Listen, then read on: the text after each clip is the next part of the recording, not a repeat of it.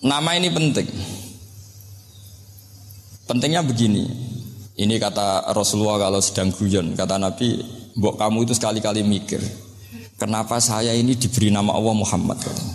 Kalau terpaksa kita itibar itu boleh, tapi itu terpaksa. Bahwa Allah mengkritik orang yang bisa ngomong tapi tidak bisa melakukan. Tapi itu secara usul fikih itu runyam. Teori ini runyam sekali, fatal. Sampai lihat tuh di kitab Bajuri atau di kitab-kitab fikih yang lain. Ketika Shahibil Burdah atau Shahibil Bur'ah itu yang Imam Busiri itu Muhammad bin Busiri itu. Niku salah nama tapi kadung populer. Jadi sebetulnya Imam Busiri itu Shahibil Bur'ah bukan Shahibil Burdah, tapi kadung terkenal Burdah, kita ikut-ikutan apa? Burdah. Imam Busiri itu ngeluh, saya ini orang yang banyak kesalahan. Di antara salah saya adalah saya bisa ngomong tapi tidak bisa melakukan. Yaitu saya ngomong misalnya orang supaya tahajud, saya tidak tahajud. Saya ngomong orang supaya sholat sunat, saya tidak pernah sholat sunat.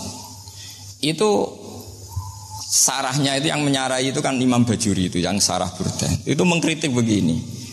Kalau Anda ngendikan itu fi ma'radi dzammin nafsi, yaitu dalam konteks Anda mengkritik diri sendiri oke. Tapi omongan Anda salah. Karena secara usul fikih fatal. Fatalnya begini. Misalnya saya enggak pernah tahajud. Ya mungkin itu nyata. Oke, mungkin itu nyata. Apakah kemudian saya tidak boleh mengatakan at-tahajjudu sunnatun? Apa saya diwajibkan diam hanya karena saya tidak pernah tahajud, terus saya seorang kiai yang haram mengatakan at-tahajjud sunnatun? Saya harus tetap mengatakan kalau tahajud itu sunnah. Saya kalau punya santri terus saya bilang, "Cung, napas nganggur yo tahajud. Tahajud itu sunat."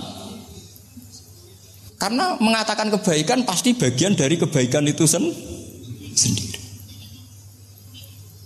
Makanya kata Imam Bajuri, "Fakaifa yakunul amru bil ma'rufi mazmuman." Bagaimana mungkin sesuatu yang jelas baik karena memerintahkan kebaikan mazmuman menjadi sesuatu yang tercela hanya karena yang mengatakan tidak melakukan. Fa innal fi'la ya amrun wal hukmu ya amrun akhar. Itu beda. Jangan karena Anda tidak minum teh karena diabetes, terus Anda kalau ada tamu tidak disuguhi teh. Karena saya sendiri tidak minum teh. Wah ya repot kalau gitu.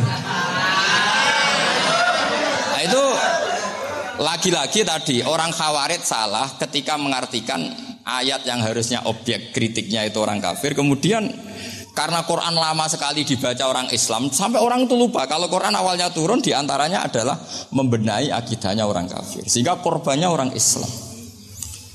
Itu mirip seperti cerita kita ya, santri-santri itu kalau punya musuh itu baca Hizib Nasor. Dulu pengarang Hizib Nasor itu musuhnya orang fasik, sehingga dihizib. Santri ora duwe musuh wong fasik, duwene kancane dhewe. Akhire kancane yang kena hizib. Nah ini penting saya aturkan ya, sama seperti itu. Lama sekali Quran itu hanya dibaca orang Islam dan komunitasnya Muslim. Sehingga seakan-akan semua kritikan Quran itu pada orang nopo? Islam. Padahal jelas Quran ada qul ya ayyuhal kafirun. Jelas mukhatabnya orang kafir. Sadaqata lakum dinukum waliyadin. Nah ini penting kalau aturakan. Makanya kalau melihat itu, Quran jelas bisa difahami orang kafir. Bahkan banyak orang kafir yang menjadi Muslim karena faham maknanya apa? Faham maknanya Quran. Itu jelas sekali. Itu masyhur sekali dialeknya Nabi dengan Walid bin Mughirah, dengan Utbah, dengan banyak sekali termasuk dengan Abu Jahal, dengan Abu Lahab. Bahkan orang-orang kafir Quraisy itu menyewa namanya Musailamah Al-Kadzab. Kalau di sini umumnya baca Musailamah apa Musailimah? Trennya di sini. Pakai fathah ya. Oh, itu entah ya, nggak tahu saya yang masalah yang mana itu kan, karena memang kalau dalam ilmu riwayat itu sekali salah baca itu kasus betul, kayak Sa'id bin Musayyab atau Sa'id bin Musayyib itu ketika beliau sugeng itu kalau dipanggil Sa'id bin Musayyab itu marah besar karena maknanya Sa'id al-Musayyab itu yang ditawan. Makanya beliau bilang sayyabatni Irak wa anal Musayyib. Orang Irak mengatakan saya ini ditawan. Sebenarnya saya yang menawan mereka. Tapi Al-Masyhur itu dibaca Said bin Musayyab. Padahal dia tidak mau dipanggil Said bin Musayyab. Said bin Musayyab. Karena nama ini penting. Pentingnya begini. Ini kata Rasulullah kalau sedang guyon. Kata Nabi, mbok kamu itu sekali-kali mikir, kenapa saya ini diberi nama Allah Muhammad, katanya. Ini hadis sahih di Bukhari, ada di Kitabul Adab. Banyak lah tag ini. Kenapa ya Rasulullah? Allah itu senang bingung wong kafir, kata Rasulullah. Karena Abu Jahal kalau manggil saya jadi bingung. Itu kalau orang Arab kan pasti tahu maknanya. Muhammad maknanya orang yang terpuji. Sehingga kalau Abu Lahab ngomong itu jadi paradok. Hei orang yang terpuji, kamu bohong. Kan jadi aneh. Ya Muhammad kadzabta. Hei Muhammad kamu bohong. Kalau diterjemahkan hei orang terpuji, kamu bohong. Itu akhirnya sahabat tertawa-tawa. Karena cek pinter ya pangeran milih nama kamu ya Rasulullah. Karena ini bingungkan musuh gitu. Makanya kalau kamu udah anak kiai itu anak kamu panggil namakan saja Agus, pasti satu pondok manggil Gus semua. Itu aman itu.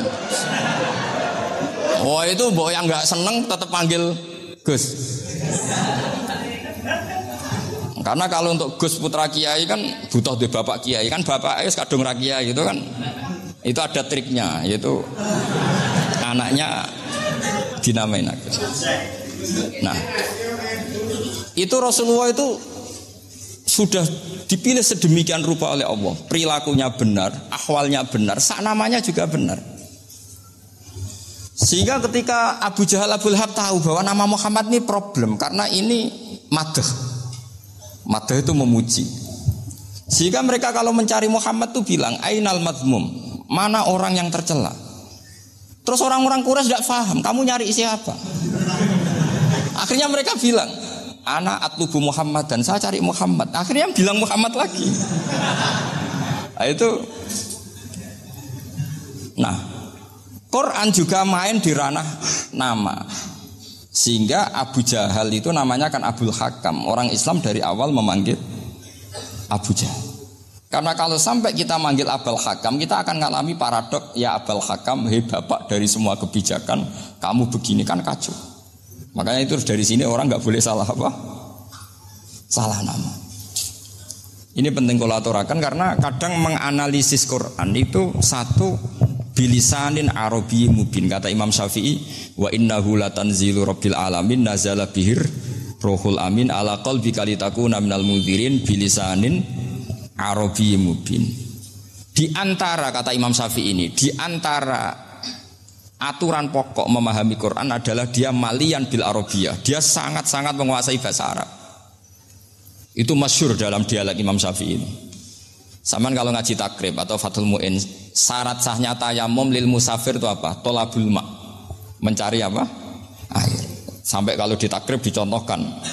Kalau di tempat atas nyari ke bawah, kalau ke bawah nyari ke atas. Imam Syafi'i ditanya, "Kaifa taqulu bi syartit tolab?"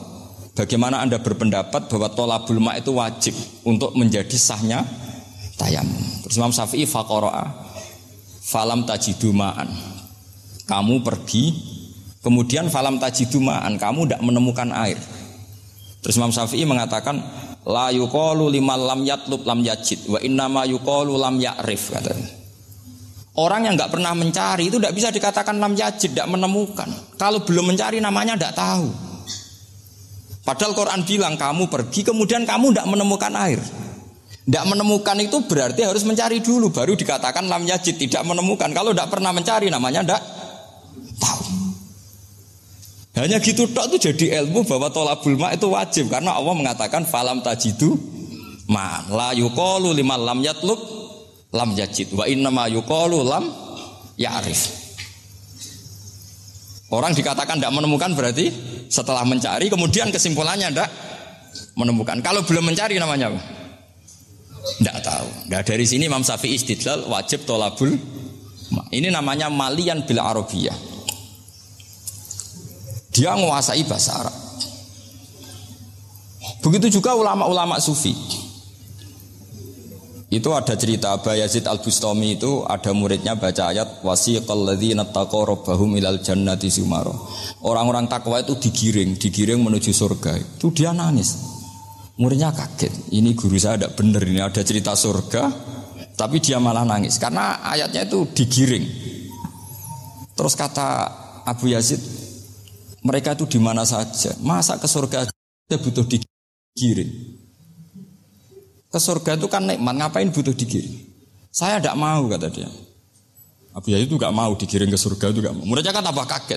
Memangnya mau neraka kan gitu pikirannya itu. Ternyata beliau jawabnya sederhana. Saya pas itu sudah dekat sama Allah sehingga tidak perlu digiring. Kemudian saya sudah panitia kiamat pas itu, jadi gak perlu digiring. Nah ini nanti penting jadi satu aturan ilmu ulumul Quran. Saya di rumah itu istiqomah ngajar Qawaidul Asasiyahnya Said Muhammad yang dulu ditulis abahnya Zubdatul Itqan oleh Said Alawi. Kemudian Zubdatul Itqan itu tentu dari kitab Itqan. Terus Said Alawi dulu ngarang kitab Faidul Khobir, sarahnya Faidul Khobir sama Sayyid Muhsin Al-Musawab. Dulu dari Padang, tapi hidupnya di Mekah. Saya dulu talaki sama Mbah Mun. Itu ternyata ada ayatnya, innal muttaqina fi jannati wa nahar fi maq'adi sidqin 'inda malikim muqtadir. Sekarang sampean saya tanya, menurut Anda semua orang kena hisab enggak? Enggak, sampean jawab saja. Menurut Anda ketika di mahsyar semua orang kena hisab apa enggak? Pasti kita menjawab iya. Tapi kata Said Muhammad, itu keliru. Enggak kebayang orang seperti Nabi kena hisab. Pasti yang kena hisab itu orang-orang yang enggak jelas. Nah, misalnya Nabi jelas baiknya, harusnya ya langsung nggak kena hisab. Karena tidak mungkin seorang saksi kok diaudit, tidak mungkin. Lo saksi itu di pengadilan kan nggak tersangka, nggak terdakwa, dia tidak boleh diintervensi oleh hakim. Nah, Rasulullah ketika kiamat, ketika fil mahsyar, fi faslil qada itu jelas, fa kaifa idza ji'na min kulli ummatin bisyahidi wa ji'na bika ala haula'i syahida. Rasulullah sudah dekat Allah, pas mahsyar itu ada Allah, ada Rasulullah, ada Jibril. Kemudian Nabi itu mengidentifikasi. Ditanya sama Allah, benar mat ini umatmu? Ya, niki umatmu ya. Kalau yang enggak jelas ya Nabi lama jawabnya. Makanya kamu jangan jadi orang enggak jelas. Nah, itu kalau sekali enggak jelas itu Nabi lama sekali jawab. Nah, artinya begini, yang kena hisab itu meskipun kata Said Muhammad, meskipun Dhahirul Quran itu menetapkan asbata umumal hisab, tapi zahirnya Quran yang sama juga menafikan hisab. Itu karena nggak mungkin, nggak kebayang kita malaikat berani menghisab afdalul khalqi. Sama bisa bayangkan malaikat mengaudit Rasulullah SAW. Ahabbal khalqi ilallah. Pencil kok mencet ya. Wong jejer Allah kabeh diniten audit sudah indah. Fa kaifa idza ji'na min kulli ummatin bisyahidi wa ji'na bika ala haula'i syahida. Lalu mungkar nangkir juga sama. Sampean bisa bayangkan mungkar nangkir tanya Nabi Muhammad. Tesnya susah. Karena kalau Rasulullah terus ditanya, "Waman nabiyuka?" Wah, itu kan bisa kiamat itu.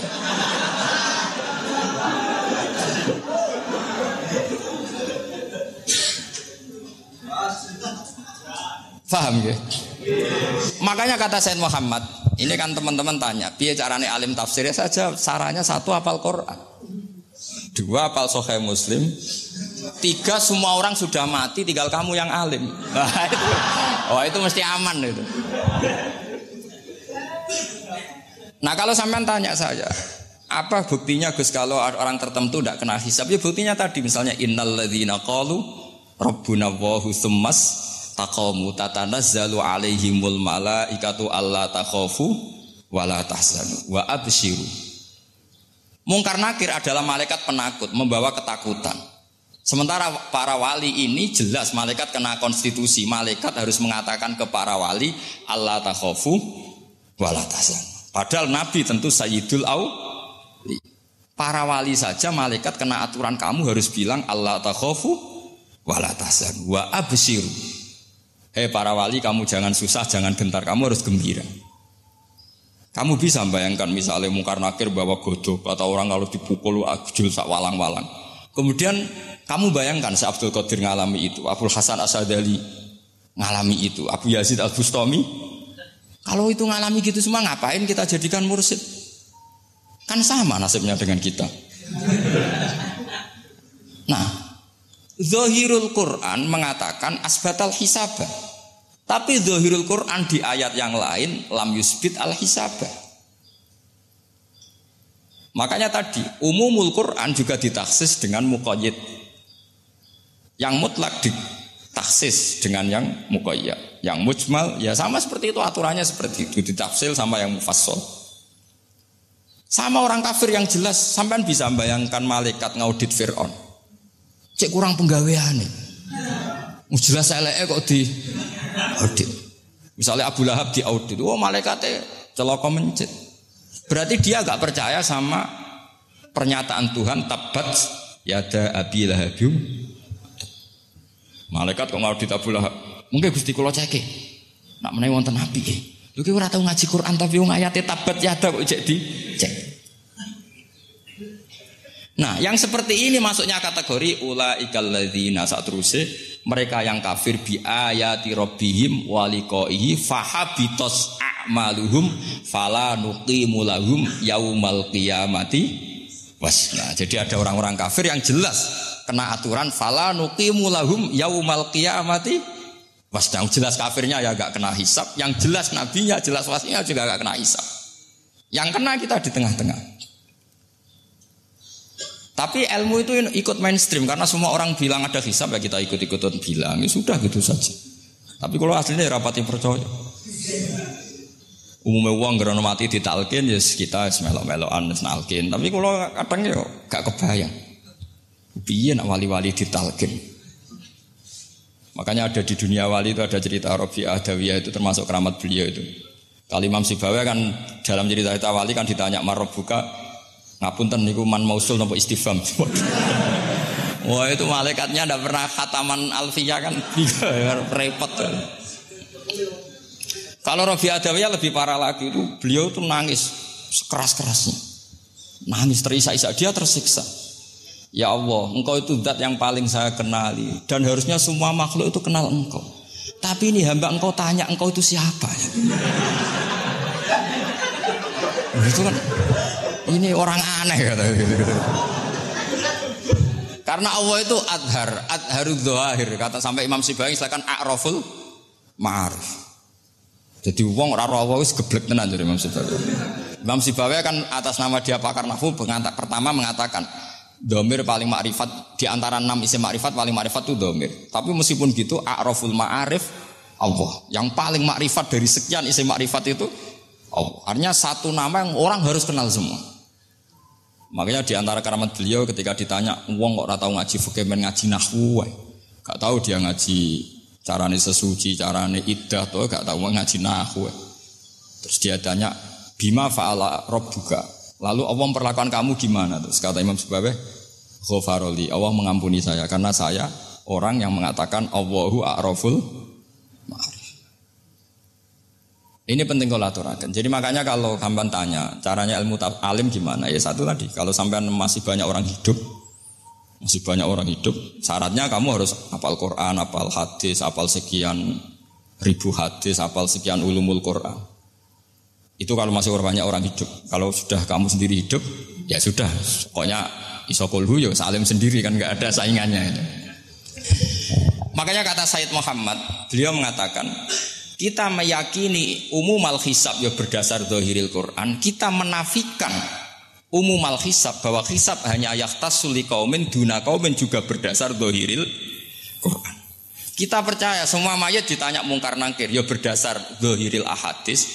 Kita tidak mengumumkan teks ini juga berdasar zahiril ahadis. Karena malaikat mungkar nangkir juga malaikat. Berarti dia kena aturan kalau ketemu para wali Allah takhafu wala tahzan. Faham sih kalau maksudnya? Ini penting kalau aturakan. Jadi makanya aspeknya sampean bisa memulai kalau ingin jadi orang alim tafsir bisa mulai dari yang mudah saja, yang fikih saja. Makanya kata Imam Ghazali, kenapa Mu'tazilah jadi segoblok itu? Karena dia tertipu oleh umumatul Quran, oleh tek-tek umum. Dia tidak tahu mukhassisnya. Padahal setiap ayat umum itu pasti ada mukhassis. Misalnya begini ya, kalau kamu maknanya fikih saja, contoh yang paling mudah familiar itu fikih ya.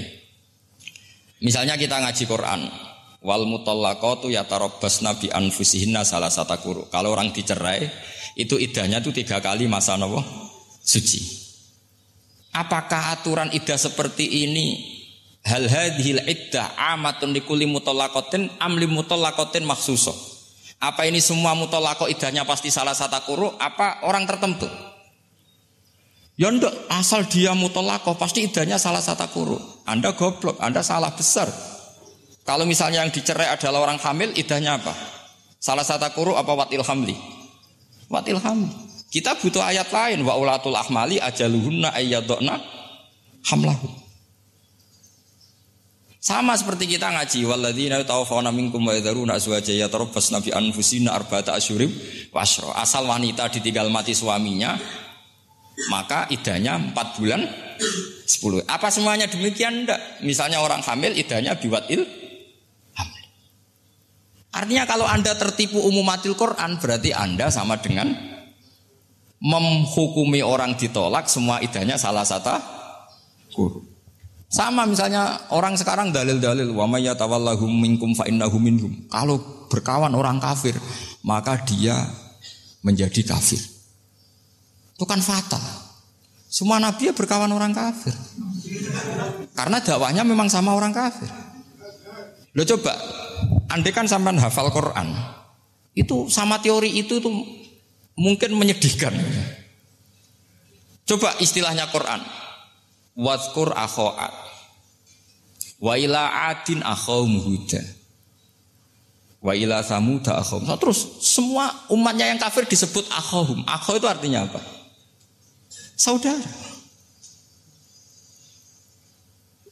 Mereka yang berkawan sama orang kafir. Makanya butuh analisis fikih untuk maknani wa may yatawallahu minkum fa innahu. Setelah dianalisis fikih, ternyata semua nabi diistilahkan wa ila matyan akhahum syuaiba wa ila adin akhahum huda. Akhaw itu artinya apa? Saudara. Kalau sampean tanya, lalu logikanya gimana? Kata kitab-kitab kan wa in kana dasarin fajanibhu suratan. Kalau ada teman buruk, jauhi. Kalau teman baik, temani. Kalau cara usul fikih gampang. Kancanan maling dosa, wong kok kancane maling. Tapi nak dakwai maling. Apik kan? Aku ora ngancani kok dakwai dandani. Selesai kan? Ngancani maling elek, nak dakwai maling. Apik. Demenan rondo elek, nak didik apik kan itu seperti itu. Nah, ini penting kalau aturaken. Nah di sini ini makanya NU itu punya sejarah panjang, banyak wali-wali yang jadab, yang cara zahir itu kancanan wong fasik-fasik. Orang syariat bingung, ini wali kok berteman orang fasik. Ya kalau kamu bahasakan teman ya masalah, kalau kamu bahasakan ini binaan. Enggak, sama jawab saja. Kalau dibahasakan teman masalah enggak? Masalah kan? Tapi kalau dibahasakan itu binaan, selesai kan?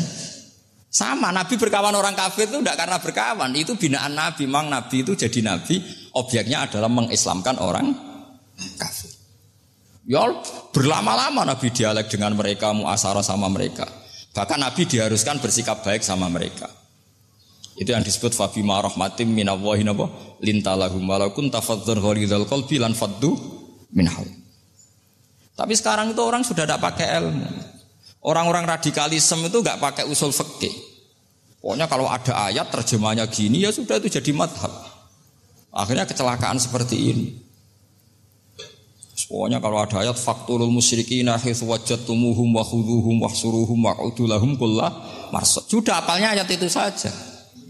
Dia tidak mau ngapalkan misalnya qatilul ladzina yuqatilunakum. Ada ayat lagi wa akhrijuhum yamin haitsu akhrajukum. Sehingga ulama kita membagi kafir itu ada harbi, kita musuhi, ada zimmi, ada muahad, ada musta'man. Itu ulama karena tahu tidak semua orang kafir itu harbi, tidak semuanya zimmi, tidak semuanya muahad, tidak semuanya musta'man. Kalau harbi oke, kita perang, kalau zimmi ya kita bina.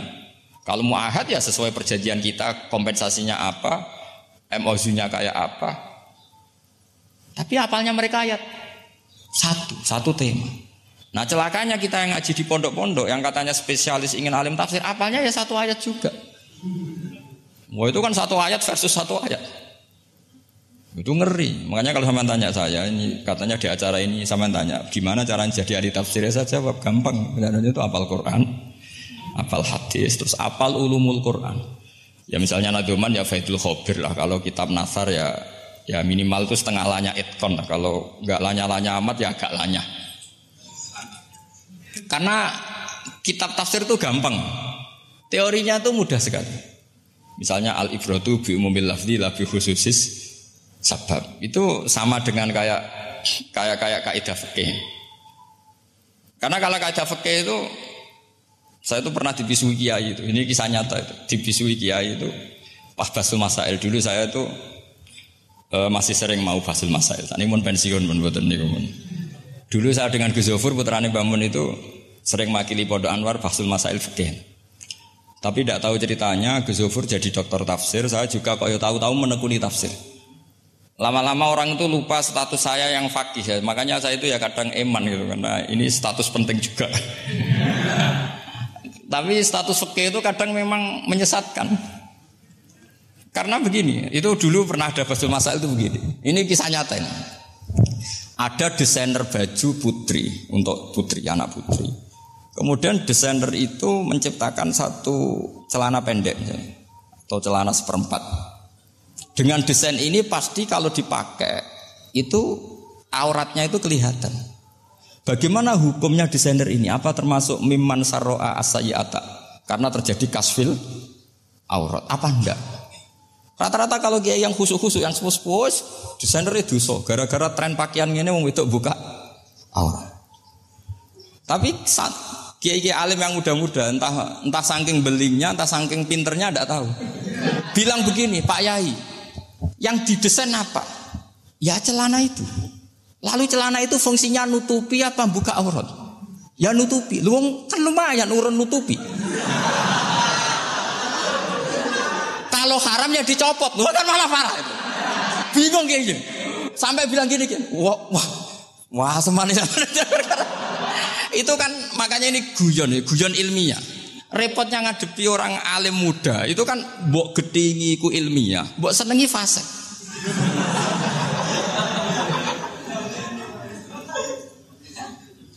Ketika kiai yang khusyuk tadi tak tanya, kalau desainer katok seperapat, paham gitu? Kau coba yang celana dalam terlalu vulgar itu, paham gitu? Nggak rok sajalah, rok mini misalnya rok selutut. Sampean jangan ngeres ya, yang rok selutut misalnya. Rok selutut itu desainernya kena hukum haram enggak? Sampean jawab saja. Oh haram dari kiai sepuh karena dengan desain itu misalnya lututnya kelihatan. Tapi pertanyaannya kiai muda saya masih ingat betul, saya tanya. Lalu fungsi pakaian itu apa Pak Yai? Fungsi itu kan tetap nutupi sebagian aurat. Kalau Anda haramkan, barang haram itu harus dihilangkan. Nah, itu. Sampai kiai itu setelah acara itu manggil saya. Gus, kalau ngakoni jenengan alim tapi ku cek podo repote. Podo repote ku nak dalam itu kan terus itu ada perumusan di redaksi keputusan yang dijual itu yang masail fikihnya kan terus diputuskan dibukukan. Kalau redaksinya halal Gus nanti orang pakai rok semua. Dan saya balik bantah, kalau redaksinya haram orang enggak pakai rok malah. Akhirnya itu apa? Kebijakannya lucu. Buak we Gus, pertanyaan iku buak sak jawabannya oh nggih. Jadi kita debat tidak jadi. Ini cerita ilmiah. Makanya sama tidak wajib anut saya. Saya ini terlalu ilmiah, jadi tidak baik untuk kehidupan kesalian kurang baik. Jadi ini tapi ini ilmu. Tetap kaidahnya fikih ma la yudraku kullu la yudraku kullu. Jangan kalau tidak bisa nutupi aurat semua, lalu jangan sama sekali. Lho nggih kan kaidahnya kan gitu, ma la yudraku kullu la yudraku kullu. Misalnya Anda punya tetangga enggak mau pakai jilbab, enggak mau pakai pakaian muslimah. Kamu tidak boleh bilang, "Munisan ra klambinan," enggak bisa. Ma la yudraku kullu la Napa malah yudroku kullu nu la yudroku napa? Makanya ini kita harus hati-hati. Nah bayangkan sekarang orang meneliti Quran itu yutroku kullu. Mestinya kalau Anda meneliti radikalisme, ayat yang terkait radikalisme diteliti semua. Ternyata di surat Taubat yang disebut suratus Saff yang bahkan haram baca bismillah, itu ada ayat wa in ahadum minal musyrikin nastajaraka fa'ajirhu hatta yasma'a kalam Allah summa ablighu ma'mana. Muhammad, kalau ada orang kafir mau belajar Quran sama kamu ya harus kamu pelajari hatta yasma'a kalam Allah. Setelah mereka mau belajar ya ablighu ma'mana summa ablighu ma'mana. Kamu harus menjamin keamanan dia. Itu di surat Taubat, termasuk akhiru suratin nazalat, gak mungkin terjadi mansukh. Tapi orang-orang ekstremis selalu pakai faqatulul musyrikin haitsu, apalan itu terus. Yang orang liberal yang menapani la ikraha fiddin. Ya sudah seperti itu. Sing orang-orang ora tegas, ora tau nahi mungkar, ya ma arsalnaka ila rahmatal lil alamin. Ngono terus. Yang kelompok tukang nahi mungkar ya ayatnya amen nahi mungkar. Saya tuh heran, kenapa mereka punya masalah dengan hafalan kayaknya. Kenapa sih hafalannya kok pedot itu? Kita yang hafal semua bingung jadi. Jadi akhirnya kita yang pinter anut sing goblok karena saya tuh pernah loh debat sama orang salaf, debat gitu. Setelah saya mengutarakan sekian hadis, ada tuh Pak hadis tuh, waduh. Harusnya kamu ngaji saya, ada debat-debat tuh yang level. Kalau nggak level tuh nggak boleh katanya. Itu kan ngeri. Makanya ini penting ya kalau sampean tanya ingin jadi alim tafsir ya harus hafal Quran semua. Kalau tidak mungkin yang nunggu orang semua mati baru Anda jadi ahli tafsir. Karena tidak ada musuhnya. Tapi saya pastikan orang kafir pun bisa memahami Quran. Yaitu tadi hatta yasma'a kalam Allah. Sayyidina Umar itu masuk Islam itu gara-gara dengar adiknya baca Toha. Ma anzalna 'alaikal Qur'ana litashqa illa tadhkiratal liman yakhsha tanzilam mimman khalaqal arda was samawati ula ar-rahmanu 'alal arsis tawa. Itu dia ma huwa bikalamil basar. Tidak mungkin seperti ini karangan manusia itu tidak mungkin. Akhirnya dia Islam. Banyak orang Islam karena diperdengarkan Quran. Karena memang notnya sudah unik, makna kualitasnya juga sudah unik. Semuanya itu unik, indah. Sampai sekarang pun orang kafir itu orang paling tahu Quran. Makanya Allah mensifati orang kafir itu hasadam min indi anfusihim mim ba'di ma tabayyana lahumul haq. Sekarang sama saya tanya, orang sing tabayyana lahumul haq itu orang paham apa orang tidak paham? Mereka orang kafir itu mengingkari Quran padahal mim ba'di ma tabayyana lahumul haq, setelah kebenaran nyata bagi mereka. Nyata bagi mereka artinya orang kafir faham atau tidak faham? Faham. Cuma mereka punya penyakit hasadam min indianus. Mereka juga kalau ada ayat tentang ahkam yang memberatkan, mereka bilang, "I'ti bi Qur'anin ghairi hada au baddilah." Muhammad harusnya jangan tema itu yang diangkat, buat cari Quran yang lain yang enggak tema itu. Mereka sampai memilih tema itu karena faham apa karena tidak faham? Karena faham. Makanya di makalah saya pastikan ngaji tafsir itu gampang karena orang kafir pun bisa. Kalau kasus Ahok itu bukan paham itu melintir, beda. Paham sama melintir itu beda. Itu diterjemah kemenang itu jangan mengangkat kawan orang Islam, bukan mengangkat pemimpin. Ya likinya memang kalau ngangkat teman saja tidak boleh, apalagi ngangkat pemimpin. Fatal mana berteman sama orang salah sama ngangkat. Saman kancanan maling iki apik nak menawa nang andani terus ngangkat, "He maling ke pimpinanku." Parah mana? Parah mana? Artinya sama saja ketika diterjemah jangan ngangkat teman. Sebetulnya ngangkat pemimpin lebih fatal. Itu kan mafhum awlawiyah, itu kan normal saja. Itu di Quran biasa misalnya innalladzina ya'kuluna amwalal yatama dzulman. Orang yang makan hartanya anak yatim secara zalim.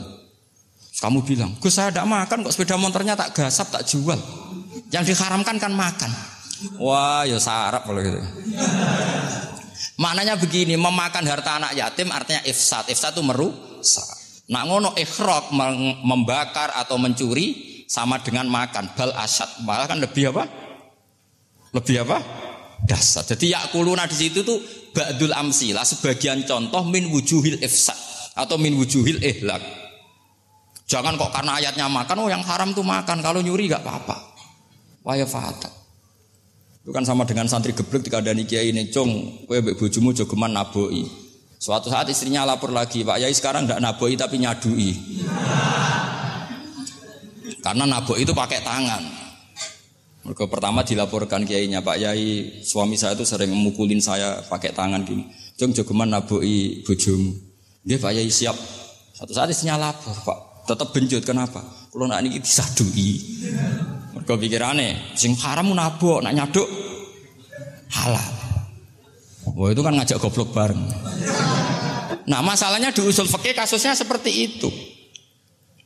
Makanya saya ini kadang ya maliki sekali. Kadang saya itu maliki sekali. Kadang ya. Misalnya begini, saya beri contoh. Ini yang kisah nyata ya. Ada seorang Arabi datang ke Rasulullah. Ya, tadi kan teman-teman minta juga ilmu hadis ya. Ini satu paket saja. Yaitu tadi nanti kalau sampean kasih alim itu sudah ada urusan saya. Tadi nunggu orang mati banyak tadi. Kalau nggak usah nunggu orang mati, sarannya tadi apal tadi. Ya Rasulullah ahlak tuh. Saya ini orang yang rusak. Wama ahlakaka. Lalu yang bikin rusak kamu apa? Qol waqatu imroati fi nahari Ramadan. Saya menjima istri saya ketika masih siang. Fi nahari Ramadan, siang Ramadan. Walhasil Nabi tidak menyuruh hanya qadha, tapi menyuruh kafaroh. Kafarohnya itu merdekakan budak atau memberi makan 60 orang miskin atau puasa berapa? Puasa 60 hari. Atau urut merdekakan budak atau puasa 60 hari atau memberi makan sitina miskin. Oke, kita sepakat. Sepakat ya, hadis itu sahih dan diulang-ulang oleh ashabus sunan. Oke, riwayatnya enggak masalah. Sekarang kita analisis maknanya. Sekarang sampean saya tanya. Kalau Anda misalnya sekarang jam berapa ini? Misalnya sekarang jam 9 kurang seperempat Ramadan. Terus Anda rokok atau Anda ngopi, kepengen ngopi terus ngopi tanpa udzrin syar'iyyin. Anda hanya wajib qadha apa bayar kafarah? Enggak sampean jawab. Rata-rata kiai kita, oh mau wajib qadha Gus karena gak jima. Sing seru kafarah iku nak jima. Kan ngombe kopi be jima beda. Pertanyaannya tuh lucu, ini naif secara fikih masalah. Masalahnya begini. Jima bojo itu tidak zina. Jima bojo itu zina apa enggak? Enggak. Berarti dengan makan bedanya apa? Sama kan? Sama-sama amrun mubah. Sesuatu yang boleh. Kenapa hukumannya berat? Makanya kata Imam Malik, enggak itu nilainya. Nilainya adalah hadku hurmati Ramadan bi ghairi udzrin syar'iyyin. Makanya kata Imam Malik, siapapun yang makan fina hari Ramadan, iftar apapun fina hari Ramadan bi ghairi udzrin syar'iyyin, maka hukumnya sama dengan jima fina hari Ramadan. Karena sama-sama ihlak ifsad hurmata Ramadan bi ghairi udzrin syar'iyyin. Loh enggak, ini ilmiah. Kamu enggak harus cocok, tapi otak kamu harus percaya. Loh iya kan beda kan. Saya secara nafsu enggak cocok, cek berarti. Tapi ilmiah saya setuju. Kalau kiai ngandani itu kan pasti pakai badul amsilah, kan enggak mungkin semua contoh disebut. Jong penak. Kowe nak mlaku-mlaku jogeman delok wong wedok iku mari setan. Mboten delok Mbah, nyekel lho malah parah to.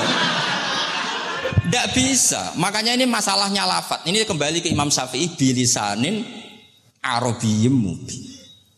Ketika seorang kiai bilang, "Cung jogeman delok cah wedok," adalah mengungkapkan al-muharramat. Bukan mentaksis yang haram itu hanya melihat. Saya ulang lagi ya, ketika seorang kiai bilang cung jogeman delok wedok sing haram, itu semangatnya adalah melawan keharaman, bukan mentaksis yang haram hanya delok. Itu di Quran normal semua, di semua lugat ya biasa. Itu kan sama seperti misalnya seorang mbah ngasih uang cucunya, "Cung, tak kei dhuwit 100.000. Cung nggo tuku es." Terus kowe muni ngene. "Nak ragu tuku es haram iki kan ngongkone tuku es." Lah kepen putumu mati kan nyeben 100.000 gue tuku es. Ya mulai dulu istilahnya nak bange ke ibu tuh jong 100.000 gue tuku es. Cara wong kuno. Maksudnya gue pokoke umume cah cilik senane es cuma nyebut. Ya sudah seperti itu. Sama seperti Quran menghentikan begini. Ini memang salate yang fikih dulu, yang pokok-pokok. Di antara yang enggak boleh dikawin adalah wa antasma'u bainal ukhtaini illa ma qad salaf. Kamu enggak boleh menikahi Sri dan Zainab, kakak beradik. Sudah sepakat nggih? Fi nikahin wahid enggak boleh al jam'u bainal ukhtain. Jadi mbaknya kamu kawin, adiknya kamu kawin fi nikahin wahid. Tapi nak ngeduni boleh, berarti kan dengan waktu yang berbeda. Quran hanya menyebut itu. Kemudian Rasulullah zaman Sugeng itu hanya nambahi wala binal mar'ati wa ammatiha wala binal mar'ati wa kholatiha. Juga enggak boleh menikahi ponaan plus buliknya. Baik bulik dari bapak yaitu ammah maupun bulik dari ibu disebut apa? Kholah. Kemudian ulama fikih merasa ada yang kurang, ditambahi lagi. Dua perempuan yang andekan yang satu itu lelaki kok haram nikah, berarti haram jam'u fi nikahin wahid. Misalnya cucu rabibahnya boleh enggak? Enggak boleh kan? Berarti kalau sampean ngumpulkan cucu dan mbahnya fi nikahin wahid juga enggak? Ya. Tapi orang yang waras itu tidak akan nyalahkan Quran ketika tidak lengkap. Wa antasma'u bainal ukhtain ila ma qad sal. Ini tidak lengkap. Yang haram kan tidak hanya jam'u bainal ukhtain. Termasuk ngumpulkan cucu dan mbahnya. Karena Quran enggak mau dengan logika tidak waras itu tidak mau. Taruh saja orang itu rata-rata mbahnya kan umur 70 tahun. Cucunya umur 17 tahun. Kebayang enggak kamu nikahi sehingga adik kan boleh bareng, pasti kamu milih bareng. Makanya Quran hanya bakas wa antasma'u final ukhtain, karena yang mungkin masih menggugah selera itu dua. Tapi kalau cucu sama mbahnya itu kalau ada yang masih selera kan ya sarap tuh. Tapi fikih sebagai kaidah tetap menerangkan termasuk yang haram jam'u adalah bainal mar'ati wajad dadiha. Paham juga maksudnya? Artinya ketika menyebut itu tidak jaminan merangkum semua hukum. Tapi ba'dul amsilah. Fa'innal akila yaktafiya bi isyaratil ba'di. Karena orang kalau punya akal diisyaroi sebagian sudah paham. Ini penting kalau aturakan. Jadi ini penting. Nah bayangkan sekarang banyak gerakan-gerakan ahli Quran katanya tapi nggak memahami ilmu usul fikih. Quran ra ono ya wis. Nang Quran ra ono cerita harame asu, nak ngono asu ya halal. Ora ono Qurane. Sing ra ono iku tekem ora Qurane, kok aneh-aneh.